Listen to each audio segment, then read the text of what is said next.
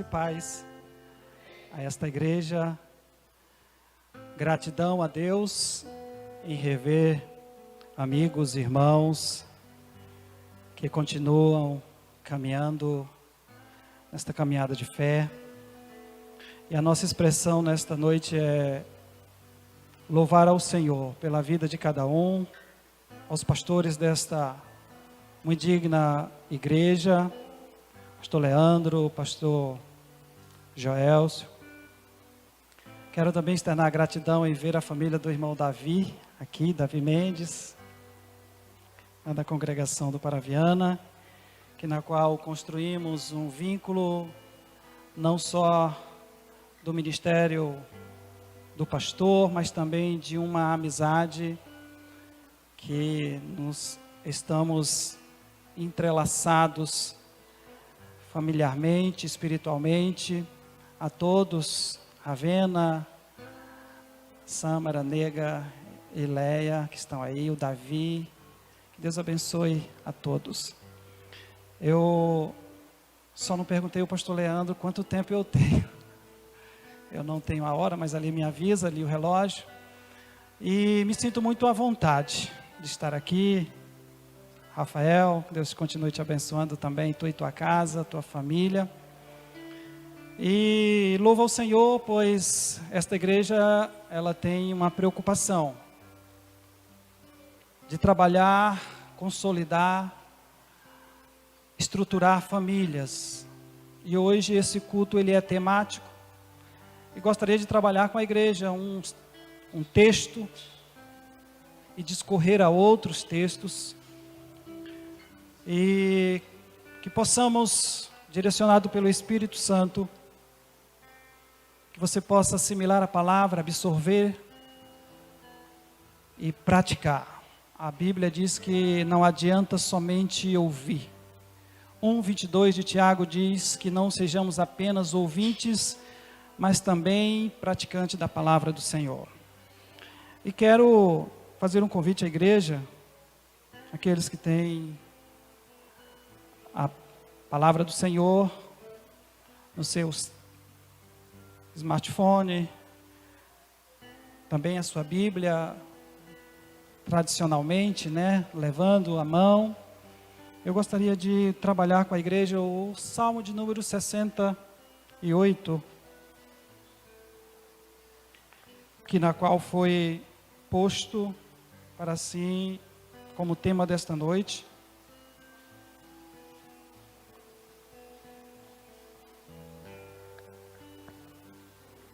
Salmo de número 68.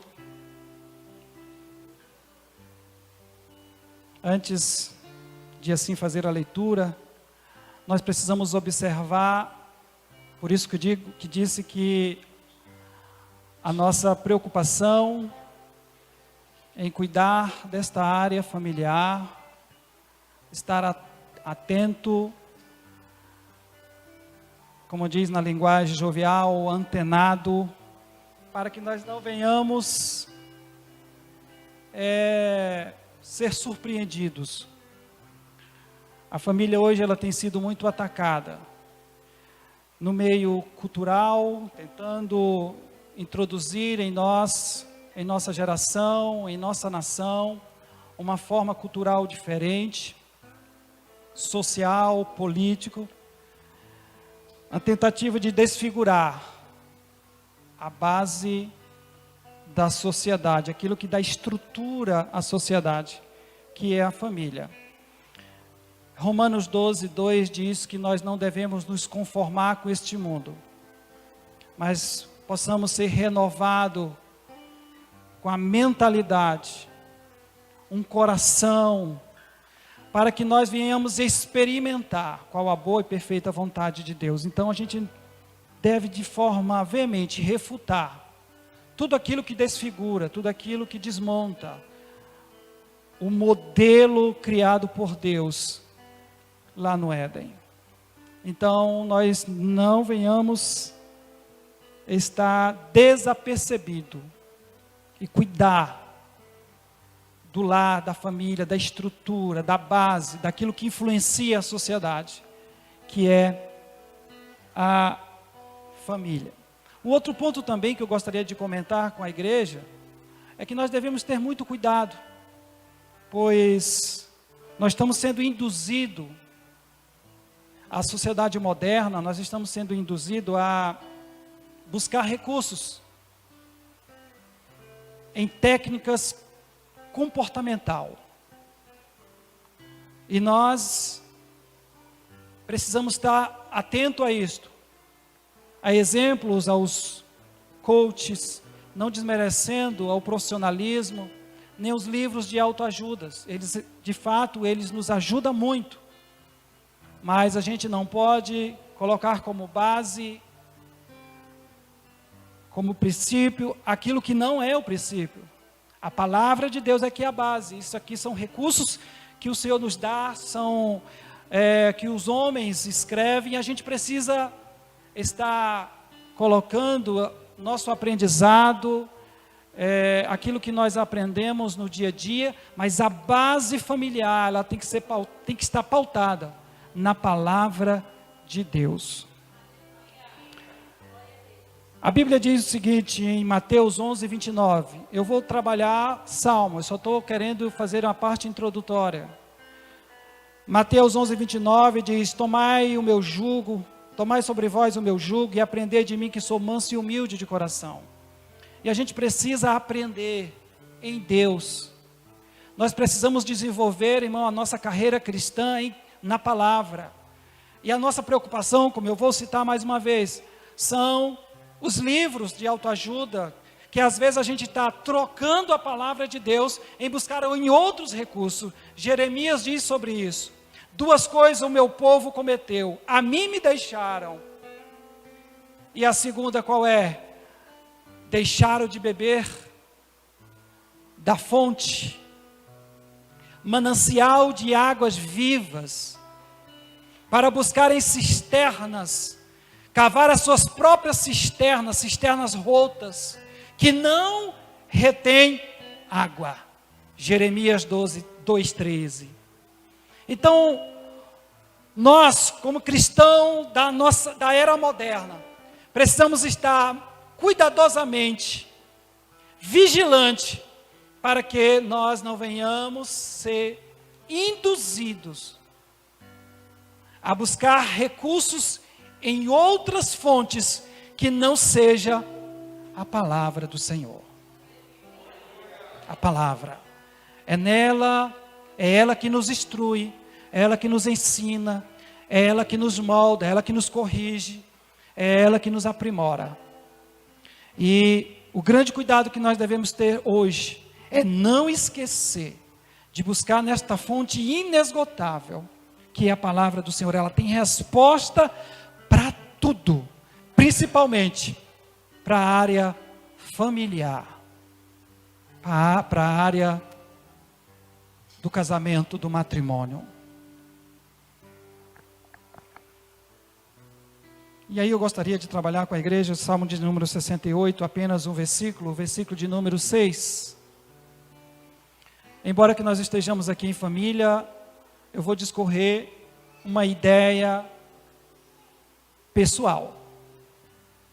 Porque antes de você casar com alguém, você já era alguém, você já tinha uma estrutura emocional, psicológica. Você já vem de um laço familiar. E às vezes nós achamos que o casamento, embora que seja firmado em Deus, achamos que vai ser fácil. O casamento, ele é uma construção, ele é um desafio. Por que muitos hoje estão desistindo do matrimônio? Porque não a mais aceitam, porque não mais querem sofrer por alguém. E esse sofrer, e eu vou dizer aqui na palavra, como nós devemos enxergar o nosso cônjuge, como eu consigo ver. Às vezes você diz assim, Deus, tu me deu esta esposa, tu me deu este marido, mas ele é tão carrancudo, ele é tão isso, ele é tão aquilo. E eu gostaria de trazer algumas respostas para você. Primeiro, Você precisa se conhecer. Quem é você? Olha o que diz o Salmo de número 68, versículo de número 6, que na qual foi proposto o tema. E eu vou trabalhar como um tripé. Amém? 3 áreas pessoais, ou pessoal, individual. Não fazendo a junção do homem e a mulher. Não fazendo essa junção ainda. Mas eu gostaria que você entendesse. Quem é você? Diz assim: Deus faz que o solitário more em família, ou habite. Tira os cativos para a propriedade. Algumas traduções diz: quebra os grilhões. E o terceiro ele diz: só os rebeldes habitam em terra estéril. Uma coisa puxa a outra, porque aqui tem um ponto e vírgula. E está tratando-se do mesmo assunto, embora com menos, com um rigor diminuído. Deus faz o solitário habitar em família. O que é o solitário?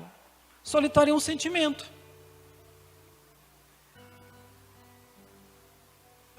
Da alma e das emoções. Você pode estar vivendo em meio família, em sociedade, em uma casa cheia de gente, mas ao mesmo tempo você se sente só. E o texto que atribuído a Salomão, ele está dizendo: Deus faz do solitário habitar em famílias. E às vezes há uma contradição. Como é isto? Por que eu sou casado, casada, tenho filhos e me sinto só? Por que esta solidão bate no meu peito? Por quê? E a Bíblia diz que Ele faz. Para Ele fazer, eu preciso me conhecer. Quem sou eu? Quais são as minhas cargas emocionais? Quais são os meus gatilhos? Como devo trabalhar eu mesmo? Porque eu passo a pensar que o problema é o outro. Quando eu passo a enxergar apenas o problema no outro, eu não me vejo como problema. Por que esta infelicidade bate no peito? Se eu estou vivendo em meio família. São as nossas emoções. Talvez a gente veio de uma carga emocional e achamos que vindo de um laço do matrimônio, tudo aquilo vai passar. Não, nós precisamos nos tratar, para que a gente não venha ferir o próximo, a gente não venha abrir feridas emocionais na vida do outro. E às vezes a gente diz: por que eu não sou feliz? Porque dentro de nós, irmão, há um gatilho, que nós precisamos ser libertado, para que eu não olhe para o meu matrimônio e não veja ele como um problema, mas como uma solução para resolver as causas. Você se conhece? Qual é o teu temperamento? Porque a Bíblia não atribui. Talvez você diga: não, mas isso aqui é meio social. Não, isso daqui é sentimento. Solidão é sentimento. Você pode estar no meio de multidões, mas se sente só. E Deus quer trabalhar isso em ti. Porque a paz e a alegria que o Senhor tem para nós, irmão, ela não é mundana, ela não é daqui. E diga-se de passagem, nós estamos nos últimos dias buscando o entretenimento, para que venhamos preencher um vazio que está em nós.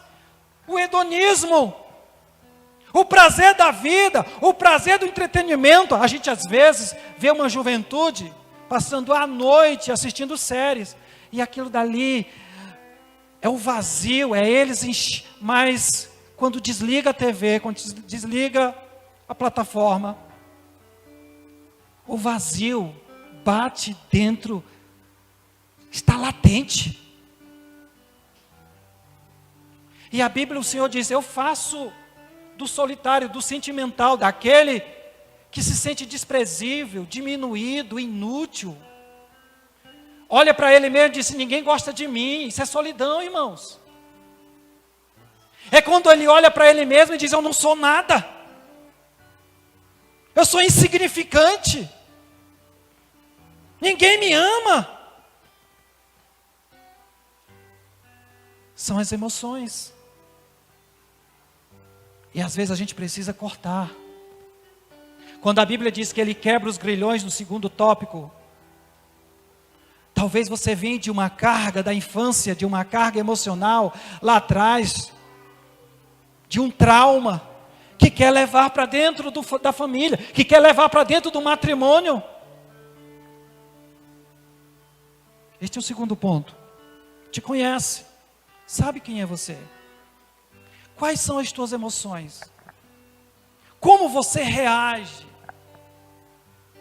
A Bíblia diz que 1 Timóteo 1,7 diz o seguinte: porque Deus não nos deu espírito de covardia. E quando o apóstolo Paulo se refere, ele não fala do Espírito de Deus, ele fala do espírito humano. Deus não nos deu espírito de covardia, mas de força, de amor e de equilíbrio. De equilíbrio.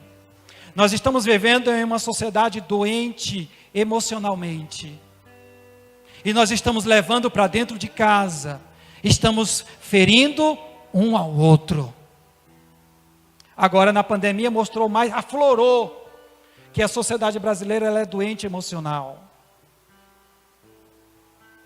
E a gente fica dentro do lar, disputando autoridades, poder, quem manda mais, não respeitando mais o espaço do outro. Mas irmãos, o matrimônio é para isso, claro, mas a gente precisa nos preocupar que nós estamos lidando com pessoas, embora, sabe o que é o problema, irmão, hoje?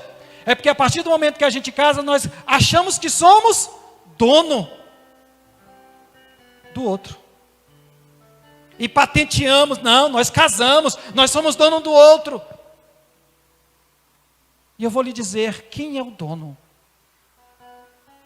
Porque o casamento ele é pensado, ele é projetado por Deus, não para a gente disputar poderes, mas para a gente conviver em harmonia, em paz, para que o projeto de Deus flua e continue crescendo, porque a palavra do Senhor ela foi dada: ei, crescei, multiplicai, crescei gerações, e a tua geração alcançará outras gerações. A partir do momento, irmãos, que eu conheço o Senhor, e que eu escuto Ele falar comigo, a Bíblia diz que tem algo que ele não pode prosperar, que é estéril, é o rebelde.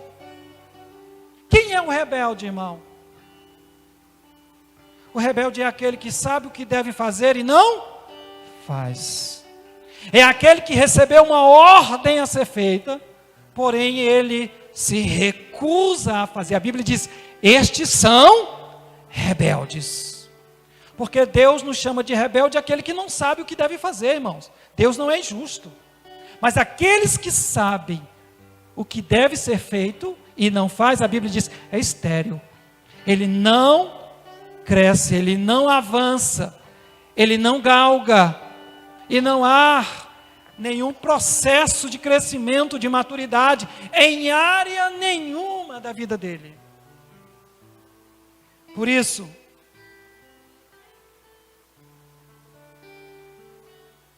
as emoções, o teu eu, precisa ser trabalhado em Cristo, em Deus, permitindo que o Senhor te liberte desses gatilhos, destes traumas, que às vezes a gente pega toda esta bagagem.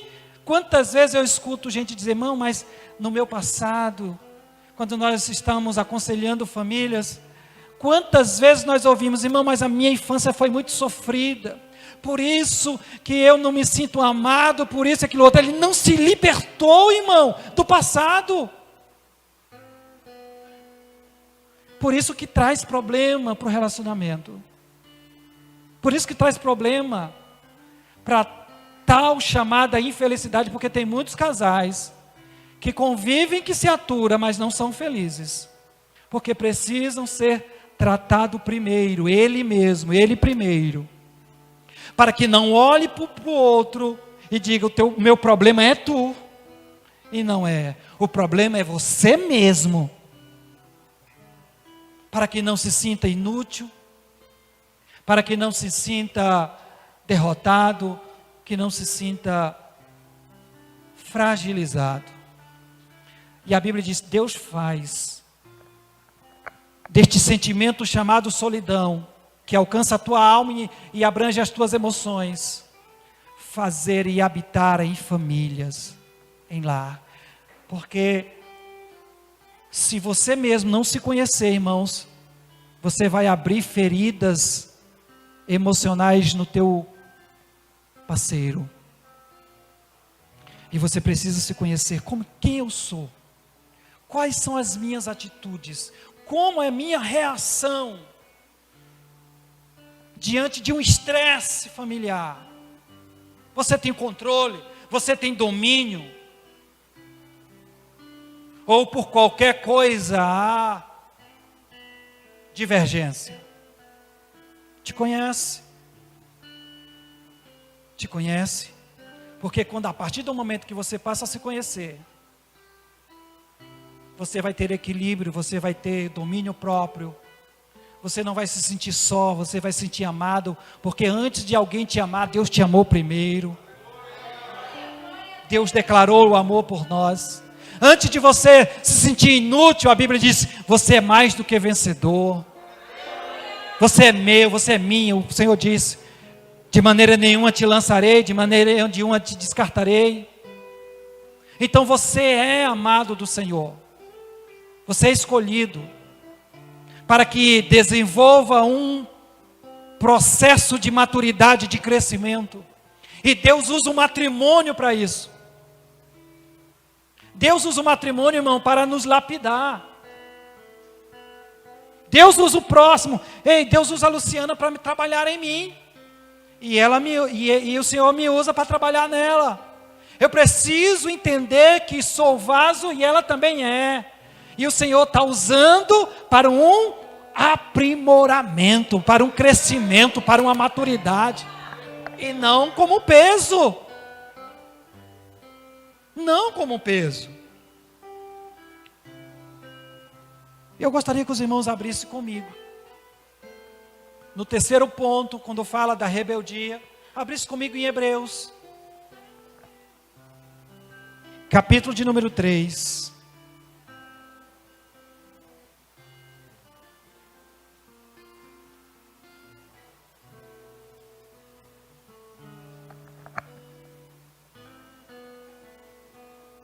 Versículo 12. Eu vou fazer a leitura, ela é um pouco extensa, para que se compreenda. Por que o escritor aos Hebreus está trazendo a evidência do cuidado? Porque, irmãos, Deus fala conosco. Deus diz, ei, a tua atitude não é correta, não é coerente. O teu caminhar, o teu modo de agir, não está me agradando. Olha o que o escritor aos Hebreus diz. Tende cuidado, irmãos. Jamais aconteça haver em qualquer de vós perverso coração de credulidade, que vos afaste do Deus vivo. Pelo contrário, exortai-vos mutuamente cada dia durante o tempo que se chama hoje, a fim de que nenhum de vós seja endurecido pelo engano do pecado. Porque nós temos tornado participante de Cristo, se de fato guardamos firme até ao fim a confiança que desde o princípio tivemos, enquanto se diz, hoje se ouvides a voz, não endureçais o vosso coração, como o dia da aprovação. Ora, quais os que, tendo ouvido, isso aqui é chamar a atenção, tendo ouvido, sabe o que quer dizer isso, irmão? Ninguém é encontrado sem ser avisado. Porque o escritor aos Hebreus está dizendo, eles receberam uma promessa. Todos eles receberam uma promessa. Promessa de herdar uma Canaã. Promessa de herdar uma terra. Mas durante o caminho esqueceram e deixaram de ouvir a voz do Senhor. Por isso, caíram no caminho. E Salmo 68, parte B diz, os rebeldes. Quem são os rebeldes? É aqueles que ouvem a voz, mas não dar a devida atenção. É aqueles que o Senhor disse, eu estou te corrigindo, porém não faz atenção, não dá crédito. Sabe o que é isso, irmão? É aquele pai que está dizendo para o menino, olha, eu fiz até um exemplo com o Lucas, meu filho. É como se eu dissesse, Lucas, quando tu tiver 18 anos, eu vou te dar um carro. Eu estou prometendo algo ao meu filho. E o Lucas disse para mim, pai, tu vai dar nada, pai. Eu não acredito em ti. Que nada, pai. E o pai diz, eu vou te dar um carro quando tu tiver 18 anos. Vai nada. O que é que o pai faz? Desmotiva, diz, tu não acredita na minha palavra, então? Rebeldes. Assim somos nós diante do Senhor. Deus nos fez uma promessa. Mas quando nós não damos crédito naquilo que Deus está dizendo ao nosso respeito, nós estamos dando a incredulidade, bate dentro do nosso ser, do nosso coração, a ponto de não acreditar mais nas promessas do Criador. E a Bíblia diz, estes são rebeldes e caíram pelo caminho. E o escritor aos Hebreus diz, tenham cuidado, que eles também receberam uma promessa. Só 2 que mantiveram a promessa e entraram. Você quer que o teu casamento, que a tua família, o teu matrimônio flua? Creia nas promessas de Deus na tua vida. Creia na promessa. Olha, irmão, a partir do momento que eu me conheço, a partir do momento que Deus me liberta, e eu passo a ouvir a voz do Senhor, irmão, o nosso casamento e tudo que a gente for fazer, prospera, porque Cristo, nós estamos dando atenção à voz do Espírito Santo. E eu vou continuar dizendo, ora, quais os que tendo ouvido se rebelaram? Não foram de fato todos que saíram do Egito por intermédio de Moisés? E contra quem se indignou por 40 anos? Não foi contra os que pecaram, cujos cadáveres caíram no caminho ou no deserto? Contra quem jurou que não entraria no seu descanso? Querido, deixa eu dizer uma coisa bem aqui. Às vezes nós estamos lendo o texto dizendo, que descanso é esse? É só quando a gente partir? Não. A eternidade começa aqui, irmão. A nossa caminhada, nosso passaporte começa aqui. A Bíblia diz que tem descanso de Deus para nós neste pleno, nesta terra. E às vezes nós estamos esperando, irmão, é só lá. Não. Irmão, a promessa de Deus começa aqui. E a gente precisa viver aqui. Descanso para a nossa alma, gozo para a nossa alma, paz para a nossa alma. E nós estamos dizendo, não, é quando chegar lá. O Senhor começa em nós, Ele trabalha a eternidade aqui em nós. Porque depois que morre, irmão, segue-se o juízo. É aqui. Deus não está nos lapidando aqui, Deus está trabalhando aqui. Deus está fazendo promessa aqui. O reino de Deus começa aqui, embora que não seja aqui, mas começa aqui. E a Bíblia diz que há um descanso. Descanso para a tua alma, descanso para a tua casa, descanso para a tua família. A promessa de Deus. E ele vai dizer mais ainda. Se não contra os que foram desobedientes. Quem são os desobedientes? São aqueles que ouviram a voz, mas não deram crédito, não deram a sua devida atenção. E ele vai dizer, vemos pois que não puderam entrar por causa da incredulidade. Olha o verso 4, capítulo 4, verso 1 e 2. Temamos, portanto, que sendo nos deixada a promessa de entrar no descanso de Deus, suceda que parecer que alguns de vós tenham falhado, porque também a nós foram anunciadas as boas novas, como se deu a eles. Ele está dizendo, o mesmo rigor de julgamento que foi dado a ele se dará a nós, quando nós também nos rebelamos. O que é rebeldia? É quando nós não ouvimos o Senhor falar conosco. Ou melhor, não damos atenção naquilo que Deus está nos orientando. Olha o que diz Isaías 30. Eu acho maravilhoso esse texto, eu tenho lido ele nesses últimos dias. 30, 21. Isaías 30, 21.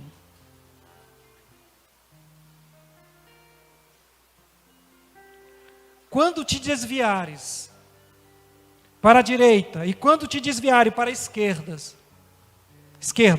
os teus ouvidos ouvirão atrás de ti uma voz, ou uma palavra, dizendo: este é o caminho, andai por ele. Quando nós, irmão, começamos a trilhar caminho tortuoso, nós vamos ouvir o Senhor falar conosco. Nós vamos ouvir uma voz dizendo: este é o caminho, andai por ele. O Espírito de Deus está nos orientando todos os dias, para que nós não venhamos, irmão, nem trilhar para a esquerda, nem para a direita, mas seguir o alvo. E aí as pessoas vão dizer: irmão, mas eu não ouvi a voz. Talvez você não discerniu, mas que ele falou, que ele fala, ele fala. Talvez você não teve a percepção, achou que foi um pensamento, mas é o Senhor te dizendo: olha o caminho que se deve andar. Por isso que ninguém será pego dizendo desavisado. Todos nós seremos avisados. Partindo, irmão, desse princípio, da primícia, do individual para ser coletivo, ou melhor, para viver em matrimônio, eu gostaria que você lesse comigo em Lucas. Eu vou adiantar um pouquinho, Lucas 6.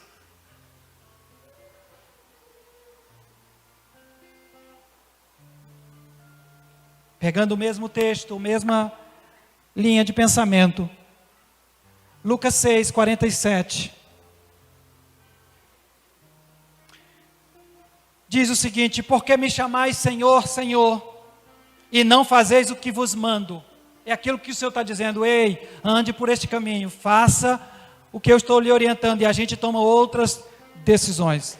Todo aquele que vem a mim e ouve as minhas palavras, as pratica, e eu vos mostrarei a quem é semelhante. É semelhante a um homem que, edificando uma casa, cavou, abriu profunda vala, lançou os alicerces sobre a rocha, e vindo a enchente, arrojou-se o rio contra aquela casa, e não pôde abalar, porque tem sido bem construída. Aqui eu quero falar de casamento. Irmão, o casamento que é edificado em Cristo,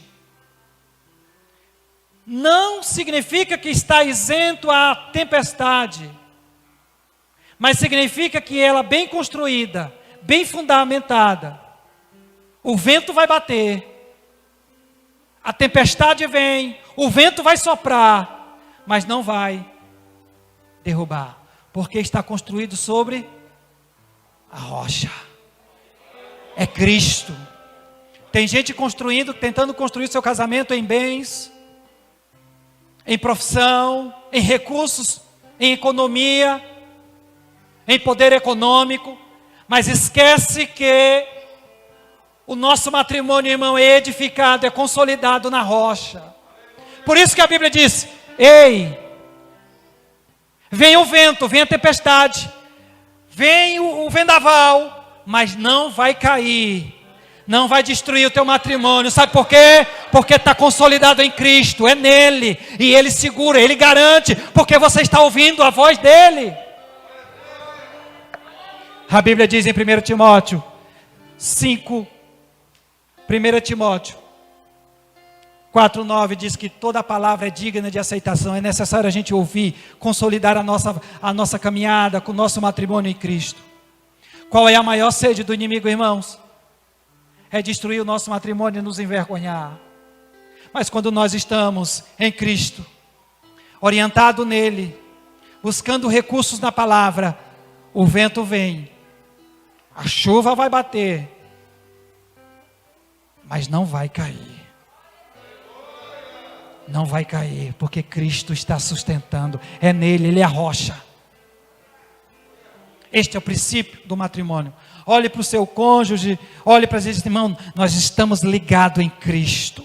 Nada nos separa, porque nós somos promessas de Deus, para que o nosso matrimônio glorifique o teu nome e influencie a sociedade.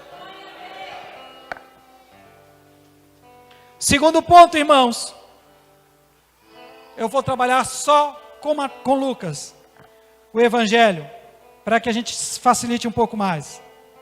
Segundo, o meu matrimônio está construído em Cristo, é na palavra.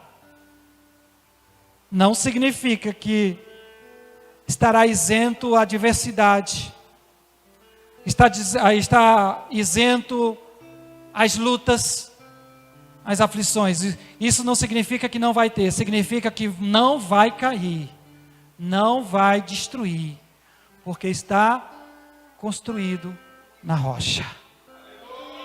Segundo ponto, Lucas 5.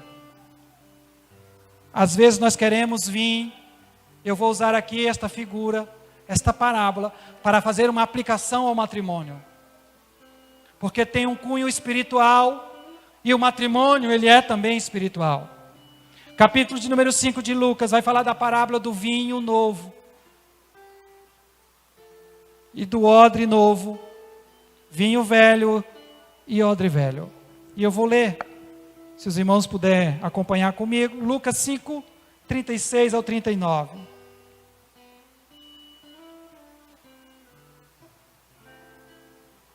Diz o seguinte: também lhe disse uma parábola: ninguém tira um pedaço de veste nova e põe em veste velha, pois rasgará a nova, e o remendo novo não se ajustará à velha.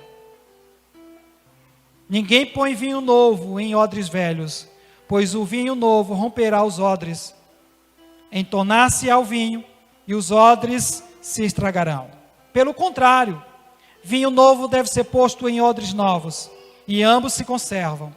Ninguém tendo bebido o vinho velho prefere o novo, porque diz, o velho é excelente. Que eu gostaria de fazer esta aplicação para o matrimônio, é que às vezes nós estamos unindo o matrimônio, casando, e queremos trazer coisas velhas para uma vida nova. Às vezes nós queremos trazer, irmão, bagagem velha para fazer a aplicação, para fazer ou introduzir dentro do matrimônio. Não, mas eu era assim, eu não mudo. Muda sim, irmão. Cristo nos muda. Cristo nos transforma. Ah, mas o meu jeito é desse jeito. Não, deixa Cristo transformar a tua vida. Viva de glória em glória, de transformação em transformação, de melhoria em melhoria. E o que é que acontece com a gente, irmão? A gente quer introduzir coisa do passado. Ah, mas tu era assim. É resgatar coisa velha. Não vai dar certo. Porque você está em um outro nível. Porque tem gente, irmão, que casou e quer viver como solteiro. Ainda não se desprendeu. E o Senhor disse, não adianta. Vinho novo tem que ser colocado em odres novos. O teu casamento, irmão, é vinho novo. Não venha introduzir coisa do passado no teu casamento. Não vai dar certo, vai romper. Vai estragar. E vinho tem o significado de alegria. Eu quero te dizer uma coisa, irmão. Para que tu viva em alegria e desfrute da excelência do teu matrimônio, corta este cordão umbilical do passado. Deixa lá. Não traz para dentro. Vai trazer problema. Qualquer divergência suscita o passado, suscita o jeito do outro, suscita a ira do outro. Isso é problema. vinho novo, odres novos. E é necessário a gente se desprender disso. Às vezes a gente quer trazer essa bagagem. Eu tive uma grande barreira no meu matrimônio. Eu vivi 11 anos sozinho. E quando casei, eu fui ter que compartilhar, né? Cama, banheiro, dividir. E eu era muito certinho. Se eu colocasse ali uma coisa, tinha que ficar ali. E a Luciana gosta de mudar os móveis, gosta de mexer, de arrumar. E aquilo, irmão, me deixava. Mas eu coloquei aqui. Às vezes nós não estamos pronto para mudanças. E ela foi devagarinho, quebrando, desmontando,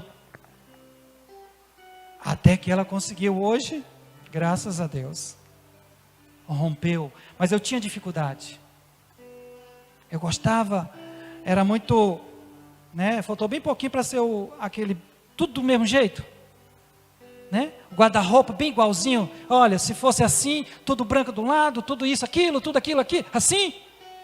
E ela disse, tudo, passava a roupa e disse, não, é roupa de cor com misturado. E eu ficava, hoje não mais, porque ela conseguiu quebrar isso. A gente precisa entender, irmão. Às vezes a gente quer desistir muito fácil do outro. A gente quer desistir. E aí, quantas vezes eu disse, mas Senhor, mas foi tu que me deu. Por que ela é assim? E um dia o Senhor me deu uma resposta, disse, porque eu estou usando ela para trabalhar em ti. E da mesma forma eu disse, eu estou te usando para trabalhar nela. A partir do momento quando eu ouvi o Senhor falando comigo, aí a esse respeito eu olho para ela e disse, ei, tu é vaso. Porque pensa num caba ruim, duro. Era eu. Duro de declarar sentimentos. De declarar, dizer, minha filha, eu te amo. Ixi, irmão, isso aqui saiu da minha boca, dizer, minha filha, eu te amo, era a coisa mais dura, mais difícil. E ela foi trabalhando e disse, tu me ama? Fez igual Jesus com Pedro, né? Pedro, tu me ama? E foi. Hoje o vínculo, um dia desse, ela foi dormir com a irmã Osmarina no hospital, no HGR. Pense numa noite longa que eu não dormi, porque estava sentindo falta dela ao meu lado. Sabe por quê, irmão? Porque quando eu olho para o meu cônjuge, quando eu olho para minha esposa e vejo nela instrumento de Deus trabalhando em mim, eu digo, Senhor, trabalha mais, usa mais para trabalhar. Olha o terceiro ponto e eu vou encerrar. Eu só tenho mais um. É a mordomia do casamento. A mordomia do matrimônio. O que é isso, irmão? Quer dizer que eu sou mordomo? Somos. Nós somos administradores, não só de recursos financeiros, não só de patrimônio, se bem que o casamento é um patrimônio. Mas eu sou mordomo e eu preciso cuidar daquilo que Deus me deu. Eu preciso administrar bem. Sabe o que a Bíblia fala a esse respeito? Vamos comigo em Lucas 12. Lucas 12, 42 ao 46.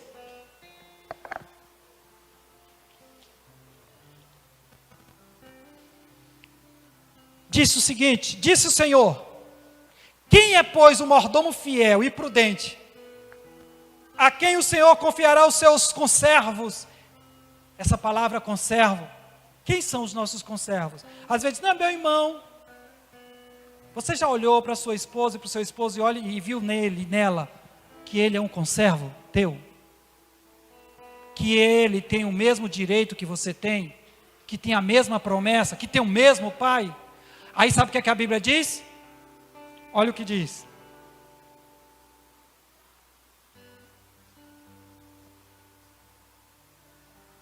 Quarenta e 3. Vou ler o 42, a outra parte. A quem o Senhor confiará os seus conservos para lhe dar o sustento ao seu tempo? Bem-aventurado aquele servo a quem seu Senhor, quando vier, achar fazendo assim. Verdadeiramente vos digo que ele lhe confiará todos os seus bens. Mas aquele servo disser consigo mesmo, meu Senhor tarda em vir, e passa a espancar os seus criados e criadas, comer e a beber e embriagar. Virá o Senhor daquele servo, em dia que não espera, e a hora que não sabe, castigá-lo-á, lançando-lhe a sorte com os infiéis. Deixa eu trazer essa parte aqui para o matrimônio, irmão. Eu entendo que o meu matrimônio, que o seu matrimônio, ele é um bem, que é um ato de mordomia, que Deus nos deu para cuidar. Só que a Bíblia faz uma assevera afirmação. Agora, aquele servo mau e infiel começar a espancar. Quem são estes, irmãos? Quando eu passo a maltratar o meu cônjuge, sabe o que eu estou dizendo para Deus? Estou maltratando o teu filho, é meu conservo, é meu irmão, mas eu estou maltratando, irmão. Nós estamos dizendo para o Senhor da seguinte forma: eu estou maltratando aquilo que Deus me deu para cuidar. E quando eu olho para ela, é por isso que 3,7 de 1 Pedro diz: ei, vivei de forma cordial com a mulher que Deus te deu. Estou parafraseando o texto. Como vaso mais frágil. Porque ela tem também a mesma parte, a mesma herança que você tem. E se você for agir desta forma, as tuas orações serão interrompidas. Quando eu passo a maltratar o meu cônjuge, sabe o que está dizendo? A minha oração não passa do teto. A Bíblia diz em Timóteo, que quando eu sou negligente com o da casa, com o da família, eu sou pior do que os do mundo. Então o servo, olhe para ela, olhe para ele e veja como servo e serva do Senhor. E quando você maltrata, eu quero te dizer uma coisa, que o dono dele vem julgar. Quando você destrata, eu quero dizer uma coisa, o dono dele, o dono dela, vem julgar. Por isso que a Bíblia diz, e quando o conservo, ele começa a maltratar, dizer, o meu Senhor demora em vir, então eu vou aqui destruir tudo, eu vou bagunçar com as coisas. A primeira coisa que a gente começa a querer, irmão, a desfazer é do matrimônio. E quando assim nós, como mordomo do Senhor, passamos a não cuidar daquilo que Deus nos deu, nós seremos encontrados com os infiéis. A Bíblia diz que, se fiel no pouco, sobre o muito te colocarei. Às vezes as pessoas acham que isso é monetariamente, é nas pequenas coisas que o Senhor nos dá para administrar, para que depois nos coloque em grande. E às vezes, nem o matrimônio nós estamos cuidando direito.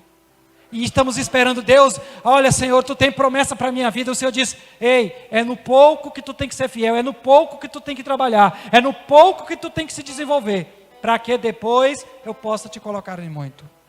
E o último ponto, são as distrações do casamento. Eu falei da base, que é a palavra,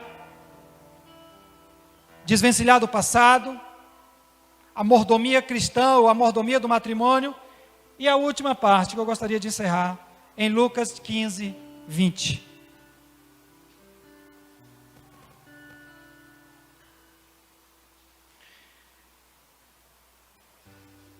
Lucas capítulo 14, irmão, versículo 15. Ora, ouvindo tais palavras, um dos que estava com ele à mesa, disse-lhe, bem-aventurado é aquele que comer pão no reino dos céus. Ele, porém, respondeu, certo homem deu uma grande ceia e convidou a muitos. À hora da ceia, enviou o seu servo para avisar os convidados. Aí você vai me perguntar, mas o que é que tem a ver aqui com matrimônio? Tudo? Olha só. Vinde, pois, tudo já está preparado. Não obstante, todos a um começaram a escusar, dizendo, o primeiro, comprei um campo, preciso ir vê-lo, logo te rogo que me tenhas por escusado. Segundo, o outro diz, comprei 5 juntas de boi, vou experimentá-las, rogo-te que me tenhas escusado. E o outro diz, casei-me, por isso não posso ir. Querido, deixa eu dizer uma coisa. Aqui é uma parábola na qual se refere à ceia.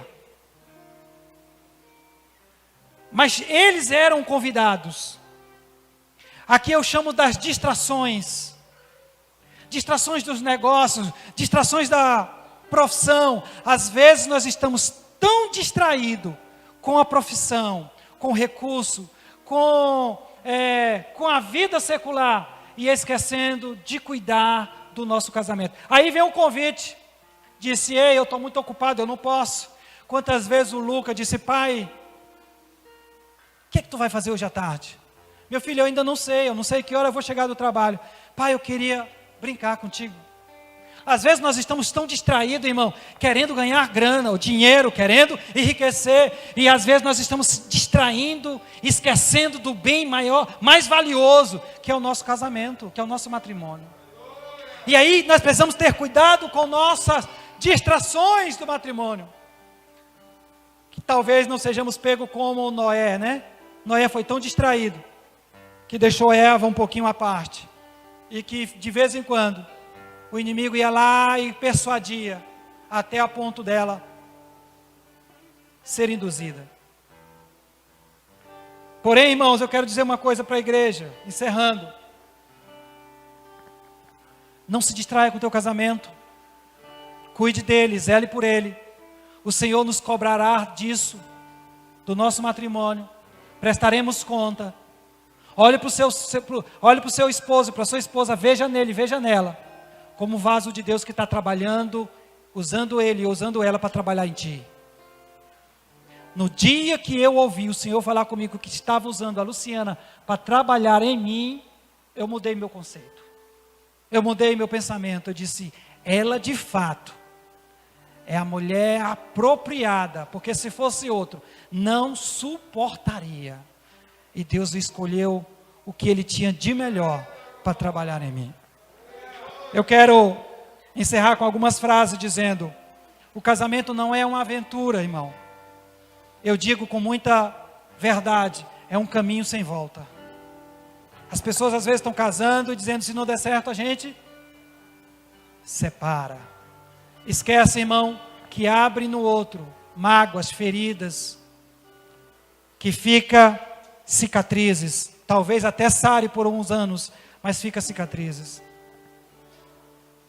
Quando casamos, às vezes nós estamos cheios de expectativas, até digo de utopias ou de ilusões. A gente acha que o casamento é 1000 maravilhas.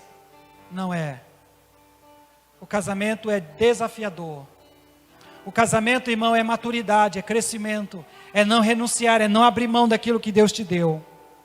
O grande perigo são as desilusões, as frustrações, em achar que entrar, uma vez, um pai casando uma filha, a palavra que ele disse a ela foi, minha filha, se não der certo, volte para casa. O que é que eu imagino? O pai não preparou esta filha para um casamento, porque o casamento não é flores, ou só flores.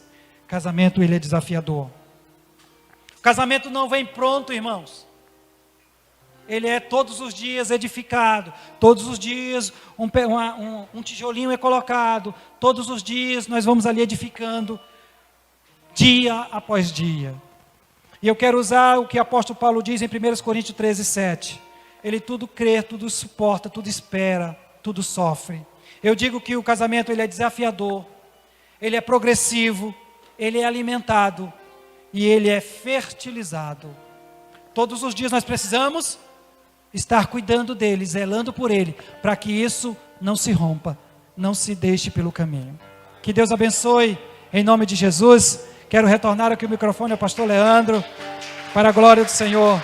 Amém.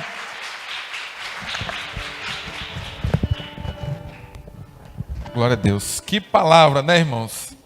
Que mensagem do céu. Quantos estão felizes nessa noite?